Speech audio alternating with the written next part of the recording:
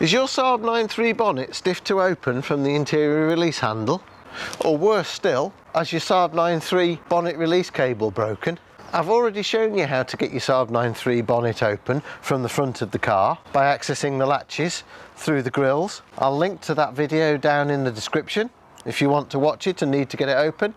In this video, I'm going to show you how to adjust and lubricate the bonnet latches so that hopefully you won't have that problem again. There really isn't much to these bonnet latches. It's just a simple spring sandwiched between two shaped plates. The cable pulls to one side to release the donkey's plonker. But because of the position just underneath the locking platform here and just behind both grills, spray and water and chemicals and all the shit off the roads just comes flying through here, gets inside the mechanism here and gums it up, and of course causes corrosion, as you can see here. So let's get this latch out so that we can have a look at it and give it a clean up. You'll need a small socket drive handle. This is 1/4 inch, but yeah, you should be able to do it with a 3/8 and a 10mm socket. But this is why we need to remove the grill. Set your ratchet on undo, and yes, it's a bit fiddly, but undo the screws from underneath. Once you've got the screws undone, hold the latch up. Take the striker plate off the top, the latch will release from the bottom, simply release the cable and out comes the latch.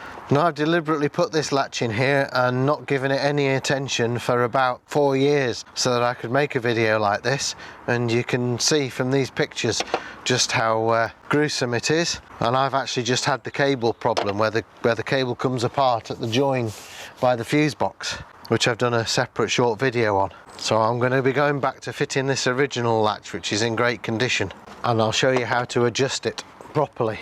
Assuming your latches are still in good order, get some good quality cleaner degreaser, give them a jolly good going over. You'll find that it's very difficult to get a brush inside the mechanism because it's so thin, but if you can, great. Certainly you can use a brush on the outside. And I found a benefit as well, after using a cleaner degreaser such as this from 3-in-1, give the unit a jolly good spray down inside and out with a fresh can of brake cleaner, because then the pressure from the fresh can will blast away some of the dirt. And once you've got the latch looking something like clean and operating freely, fill the spring housing with some spray white grease. That'll help to keep the road dirt out in the future, as well as providing lubrication. Something I will do actually is I'll take a look at developing a shield that you can put on these from underneath to keep the crap out of them.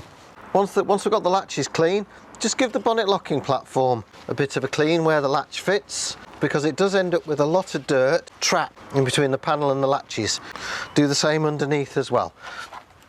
Return your rejuvenated latch from whence it came. You can get a finger in there and hold it up with one finger whilst you get the first screw through and get it at least a couple of threads into the weld nut. It'll stay in place then, and you can do the other side. Screw it up as far as you can by hand and leave the screws about 1.5 turns loose so that the latch can move within its adjustment range. Now the donkey's plonker on the bonnet is fixed in the horizontal plane by the position of the bonnet. Make sure that you're happy with the position of the bonnet on the car. Adjust it at the hinges if necessary, but once that's done, this is fixed. You can only adjust these for height. I'll come to that later. So we need to adjust the latch to line up with this. But before we do, give it a clean up, just like we did with the latch. Push the plunger and the spring up so that you can clean the end. Allow it to dry. Once it's dry, put some white grease up in between the shaft and this white piece. To get the adjustment correct, what we're looking to achieve is to get the centre line of the donkey's plonker, as represented by this extension bar, to line up exactly with the centre line of the latch, also as represented by the extension bar. Bring your bonnet down, allow the safety to latch, and looking in through the gap in the bonnet there, and with the latch loose slightly, allow the bonnet to sit down just far enough so that the white plastic ring sits into this depression on the striker plate. And what you will find is that that white plastic ring with its chamfer is an exact fit inside that depression. So that will position the striker plate, and that should center the latch. So now put your socket in and gently tighten up the screws. As you're tightening up, just push the bonnet down just slightly, not enough to latch it, but just slightly, about 1/2 centimetre. That should help to position it. Nip up the screws, lift the bonnet, give the screws a good tighten down. Repeat the process on the other side completely. Removal, cleaning, etc. Same on the donkey's plonker. And also top tip, when you're adjusting this latch to suit the striker, make sure that the striker and the latch align, and rotate the latch about that striker to take up the slack. Before you try shutting the bonnet on the latches, make sure that you've got both strikers properly aligned to the latch plates, and that you've got the slack taken up in the cable, and give your handle a pull 2 or 3 times to make sure that it all feels like it's working properly. And there shouldn't be much in the way of slack at the handle end, maybe 3 or 4 mil or so of movement at the most. Once you've adjusted the bonnet backwards and forwards using the hinges, and then adjusted the latches to match the position of the bonnet striker, the bonnet should open and close quite easily. But the last adjustment to make is to get the height of the bonnet at the front correct. You won't be able to see on the camera so easily, but I'll show you a photo of this gap across the front of my bonnet, and you should be able to see from this photo that bonnet is close enough to the headlight on the right hand side of the car, my left as I'm looking at it, but this gap on the left hand side of the car is a little bit large. So to exaggerate, the bonnet is tilted like that. So I want this side of the bonnet to come a bit further down by about 2 millimeters. And we make height adjustments using the striker. The shaft up the middle of the striker screws into a weld nut on the other side of this panel, and it's locked into place with this big nut that the spring sits into. So to make adjustments, either with a 28 millimeter spanner, or a pair of pipe grips like I'm using, or a large adjustable spanner, loosen this large nut by undoing it in the conventional direction, whilst using a flat screwdriver to hold that shaft in position. Undo it several turns. Now, having measured how far we want that side of the bonnet to come down, which in this instance is about 2 millimeters, and knowing that the thread pitch